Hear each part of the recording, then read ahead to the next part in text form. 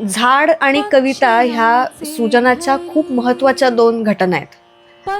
म्हणजे बघा, पानांचं हिरवेपण ही जमिनी खालच्या मुळांची ख्याली खुशाली असते. तसंच शब्दांचं हिरवं असणं, जिवंत असणं ही कवितेची ख्याली खुशाली असते. अ, यमक, छंद, वृत्त या पलीकडे जाऊन कोणतीही चांगली कविता हा आत्मसंवादाचा मार्ग असतो असं आम्हाला वाटतं. म्हणजे बघा ना, आपण तुकोबांची कविता वाचतो ते तुकोबांना समजून घ्यायला नाही, तर स्वतःला समजून घ्यायला. तुका म्हणे होय मनासी संवाद, आपुलाची वाद आपणासी.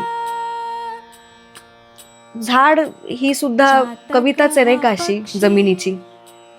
तर आमचा असा विचार आहे की चला आपण एकत्र मिळून ही कविता वाचूयात, अनुभवूयात. कारण कवी ग्रेस म्हणतात तसं, झाडांशी निजलो आपण, झाडात पुन्हा उगवाया. चला झाडांच्या मनात जाऊ, पानांचे विचार होऊ, झाडांच्या मनात जाऊ. त्यासाठी घन निळ